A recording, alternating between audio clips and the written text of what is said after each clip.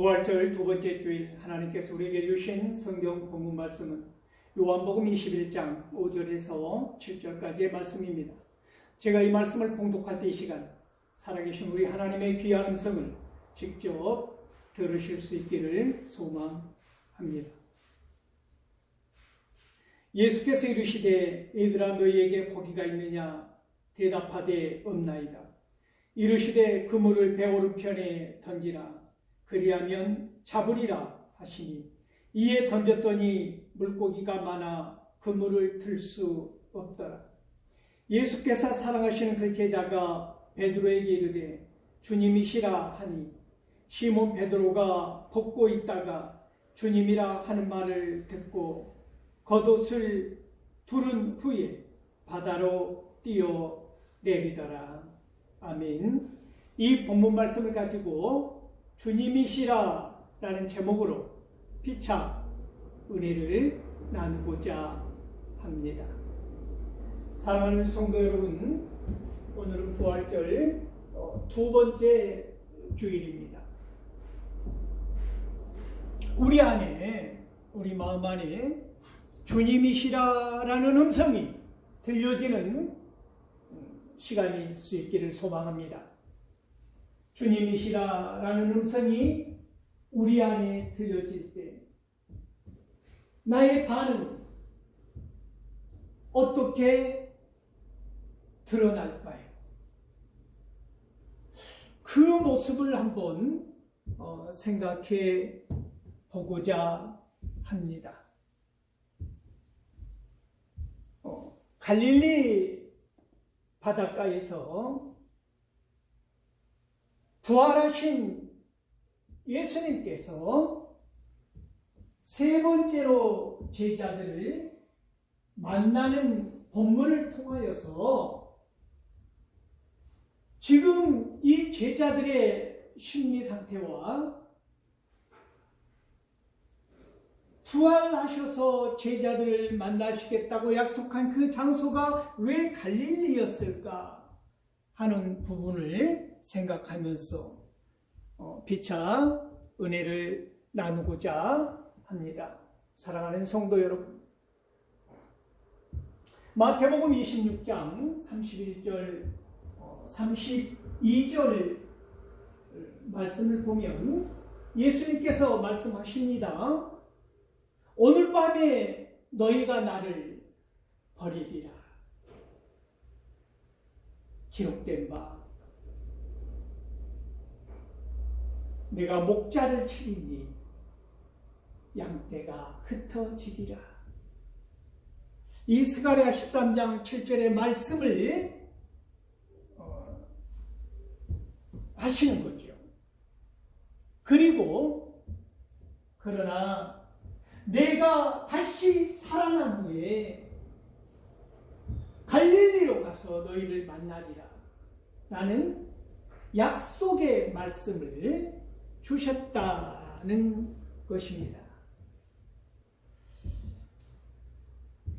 그리고 또 마태복음 28장 7절 말씀을 보면 마르다와 마리아가 급히 무덤에 찾아가지 않았습니까? 천사가 나타나서 말하는 것입니다.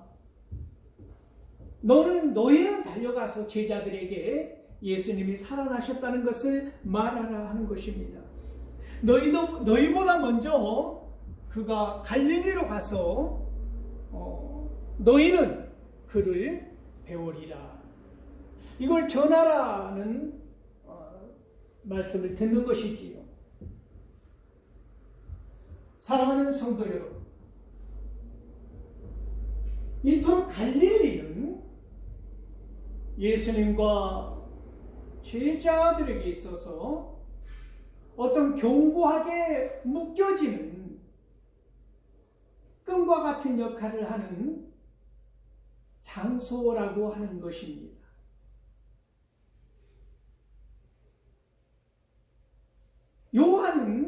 요한복음 21장은 요한복음을 마지막 결혼 부분, 에필로그, 결혼 부분인데 이 10장에서 맞춰도 아무 이상이 없을 만큼 완벽한 형태를 갖춘 엔딩을 21장이라는 한 장을 더 추가해서 이 갈릴리 바다를 보여주고 있는 중요한 이유가 반드시 있을 것이라는 것을 우리는 짐작할 수 있는 것이지요. 사랑하는 성도 여러분, 우리는 이 요한복음 21장 1절에서 14절 이 말씀이 누가복음 5장 1절에서 11절 예수님이 처음 제자들을 만나는 그 갈릴리 바다 이 장면을 오버랩되는 이 장면을 우리는 기억할 수 있는 것입니다. 너무나 닮아있는 그 장면 아닙니까? 어떤 의도가 숨어 있는 것일까요? 사랑하는 성도 여러분,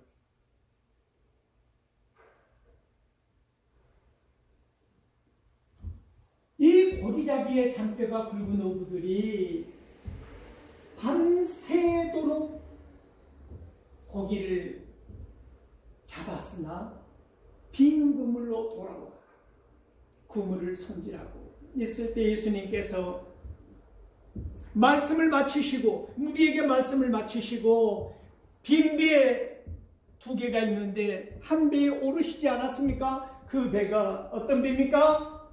시몬의 배, 베드로의 배였다는 것입니다.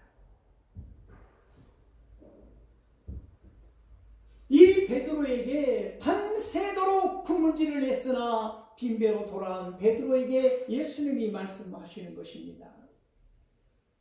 깊은 데로 가서 그물을 내리라.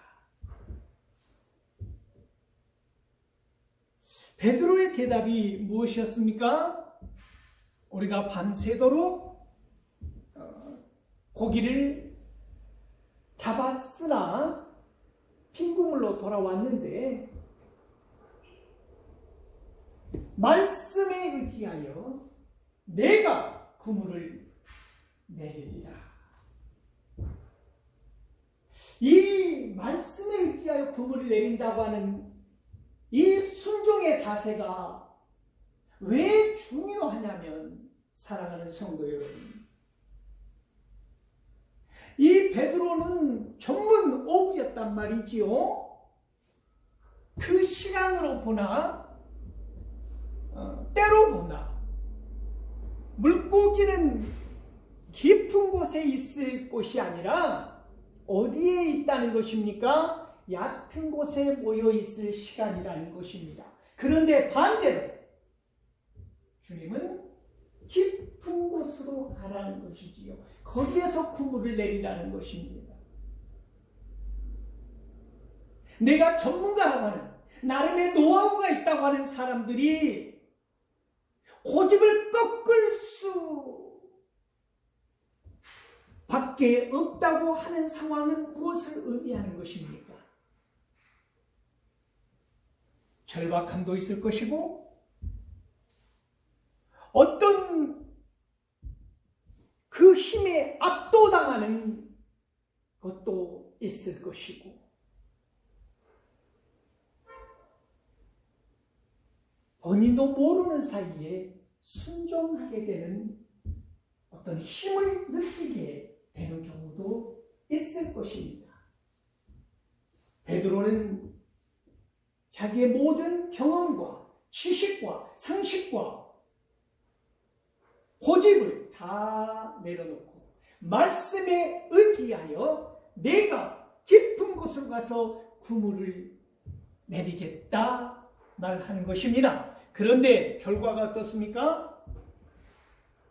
그물이 찢어질 만큼 많은 물고기를 잡아 올리자, 걷어 올리자 베드로가 하는 자세는 놀랍습니다. 선생이여 라고 불렀던 이 호칭이 바뀝니다. 주여 나를 떠나소서. 나는 죄인이로소이다. 예수님의 발 앞에 무릎 꿇고 엎드려서 베드로가 고백하는 말입니다. 사랑하는 성도 여러분, 우리가 순종하는 자세는 무엇을 의미합니까? 나의 고집, 나의 지식, 나의 지혜를 따르는 것이 아니라 하나님의 말씀에, 하나님의 뜻에 의지하여 나아가는 삶이 순종하는 삶이라고 하는 것입니다. 이런 순종하는 삶을 통하여서 예비해 두신, 우리를 위하여 예비해 두신 주님의 복을 받아 누릴 수 있는 것, 그 기회를 얻을 수 있는 것, 그것은 유일하게 무엇이라는 것입니까? 순종이라고 하는 것입니다. 사랑하는 성도요,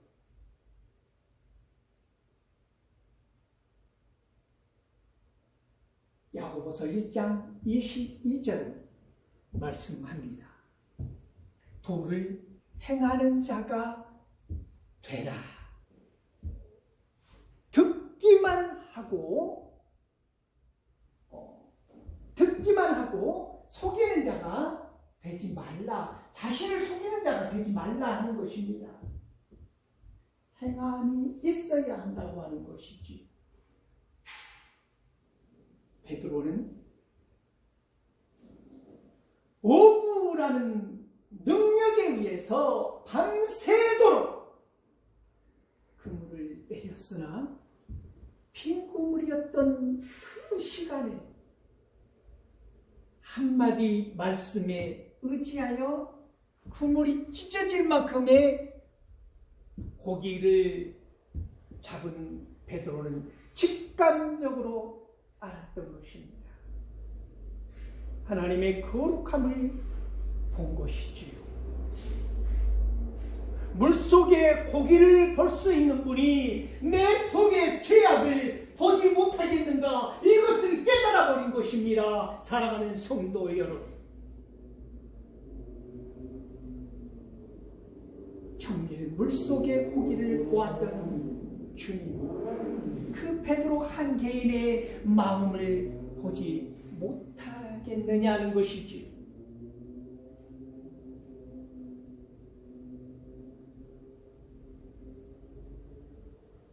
두려워하지 말라. 세베대 아들들과 함께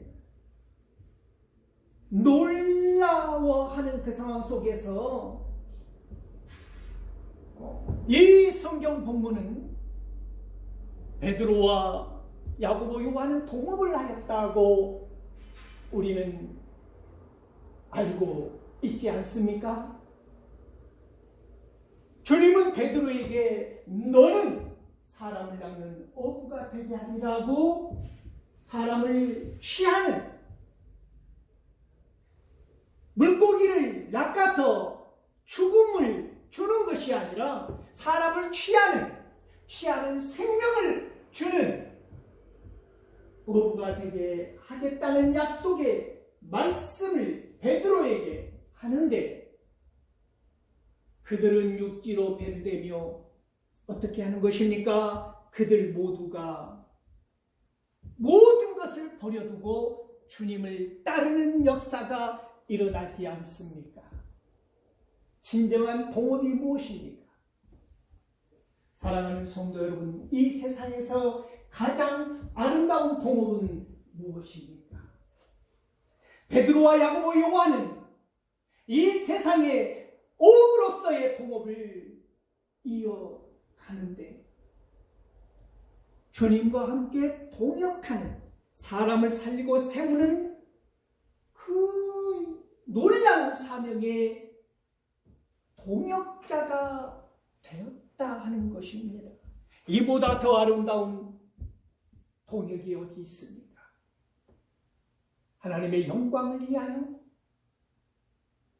하나님의 나라와 그 영광을 위하여 함께 동역하는 이러한 견고한 동업보다 더 멋지고 아름다운 동업은 어디 있습니까? 사랑하는 성도 여러분, 이 베드로가 무릎 꿇고 주님께 죄인을 고백했던 그 순간에 우리는 욥의 고백을 들을 수 있지 않습니까? 욥기 42장에서 보면 욥은 내가 주님을 귀로만 들었지만 이제는 눈으로 보나이다. 그러므로 내가 눈으로 보는 주님으로 내가 죄 가운데서 어떻게 한다는 것입니까? 회개한다고 하는 고백을 하지 않습니까? 주님이시라.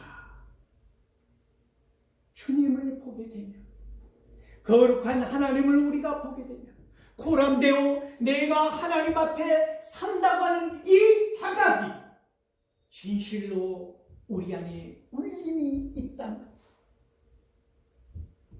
우리는 우리의 죄악을 고백할 수밖에 없다고 하는 것입니다. 사랑하는 성도 여러분, 갈릴리 티베라 바닷가에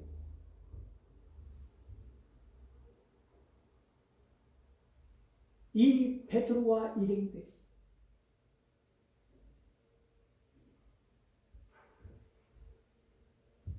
기다리다 지쳤다고 하는, 무엇을 기다립니까? 예수님의 약속의 말씀을 듣고 갈릴리로 내려갔던 이들이지 않습니까?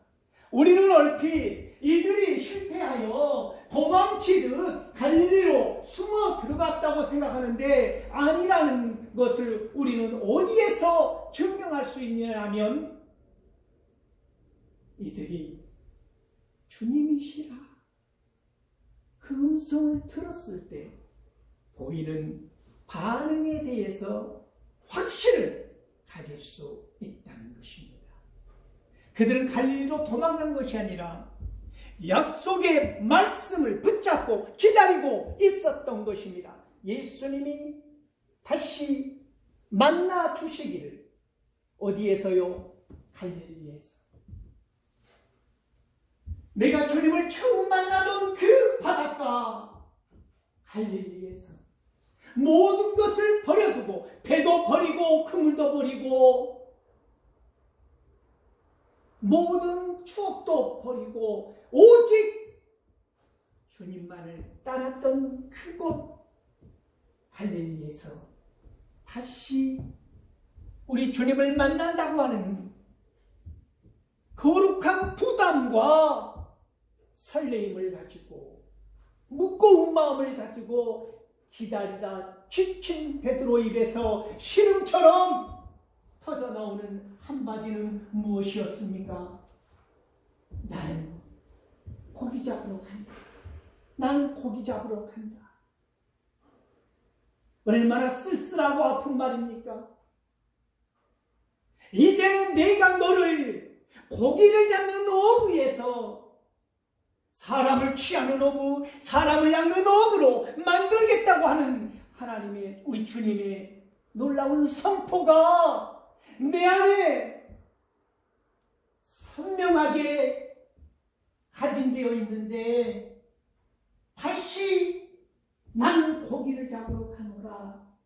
이 쓸쓸한 시험 같은 말을 뱉어낼 때 거기에 함께 있던 제자들도 그 무거운 한마디에 동조하더라는 것입니다. 나도 가겠다 해서 그들이 간 그 갈릴리 디베랴 바닷가에서는 어떤 일이 일어납니까? 내가 주님을 처음 만나던 그날 그 밤처럼 한 마리의 고기도 잡을 수 없었던 것 아닙니까? 그런데 새벽이 다가오는 새벽과 바다가 닿은 그 지점에서 목소리가 들리는 것입니다. 얘들아, 고기를 잡았느냐?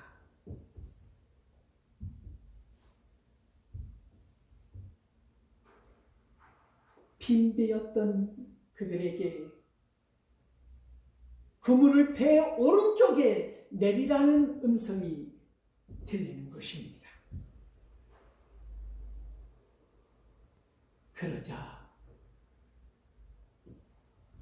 엄청난 물고기 153마리라고 하는 그물이 찢어질 만큼의 물고기가 잡혀 끌어올릴 수가 없는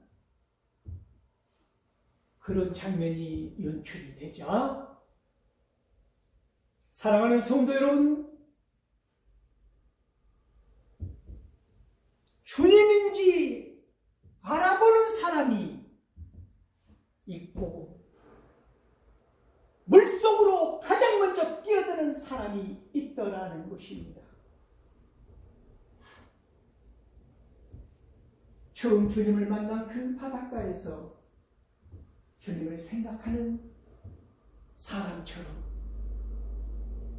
성경에서 보면 예수님의 사랑을 입은 자, 그 자 입에서 주님이시라는 말이 나오자 베드로는 급히 벗어두었던 겉옷을 걸치고 바다로 뛰어들더라는 것입니다. 사랑하는 성도 여러분, 여러분 앞에 주님이시라 이 음성이 들리거든 여러분의 자세는 어떠한 것입니까? 베드로는 도망치더라는 것입니다. 그 시퍼런 바다 물속으로 몸을 던져 도망치더라는 것입니다. 어떠한 도망입니까?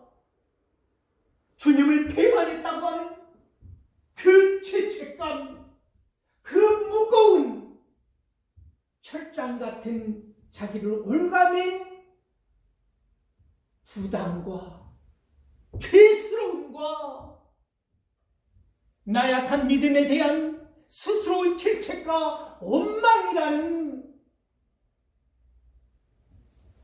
이 올가미와 같은 시간 속에서 도망치더라는 것입니다. 누구를 향해서요?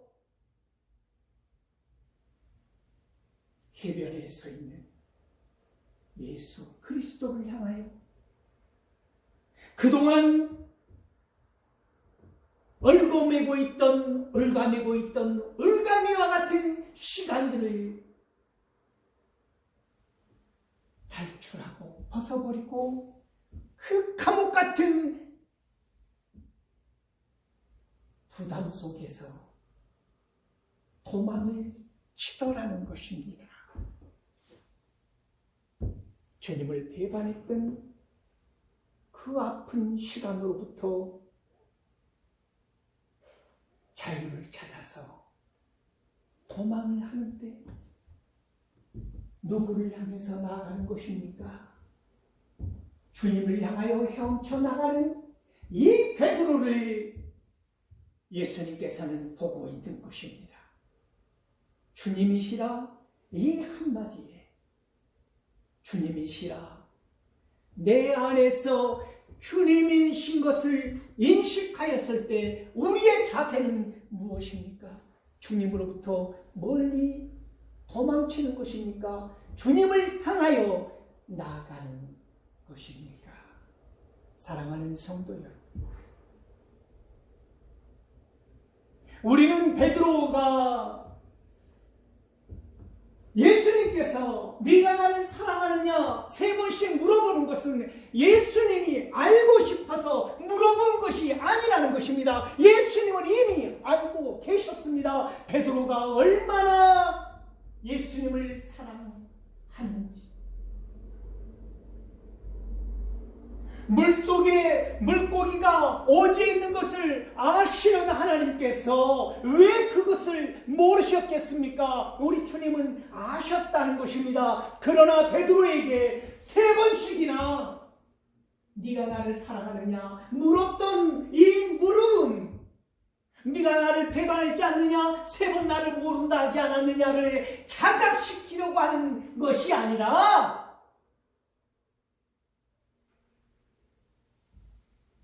그 배반의 밤을 떠올리게 하려고 한 것이 아니라 저는 이렇게 보는 것입니다.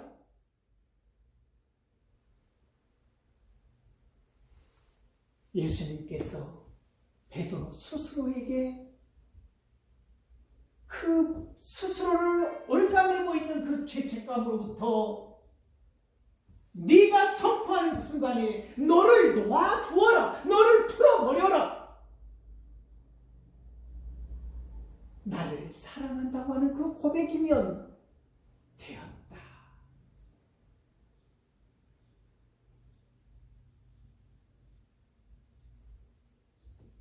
사랑하는 성도 여러분,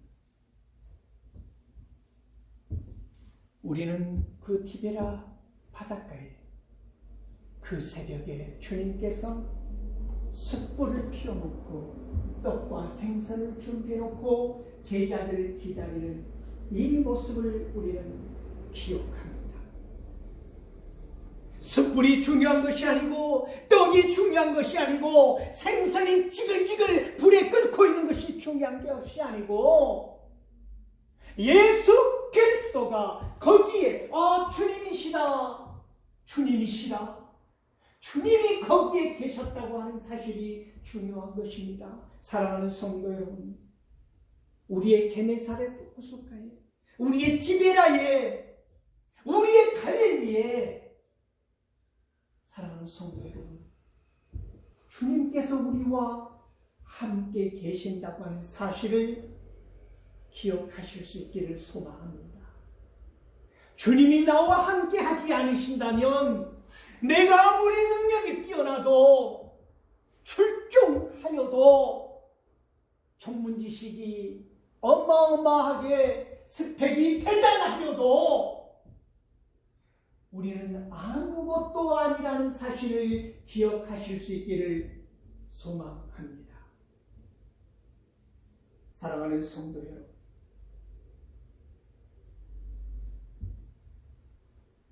왜 요한은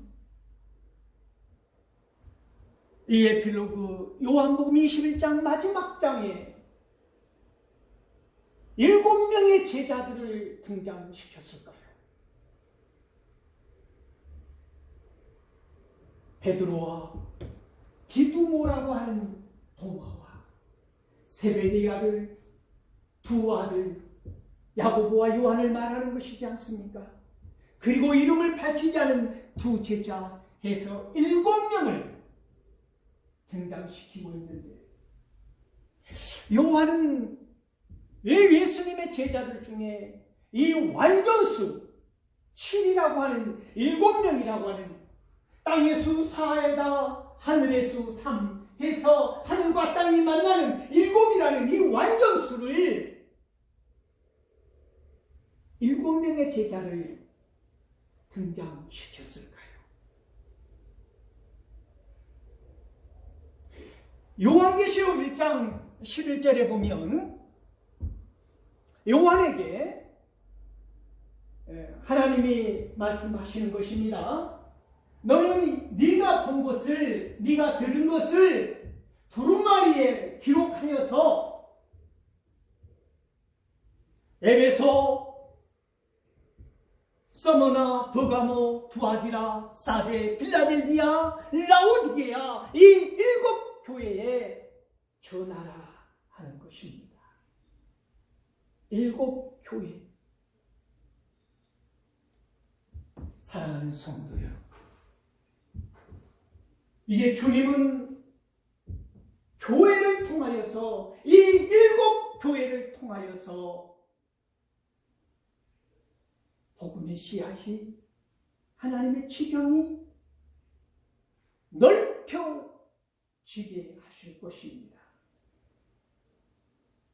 이 제자들을 통하여서 때로는 순교로, 때로는 증언자로, 마르티스와 마르티리아, 이 십자가를 지게 하실 것입니다.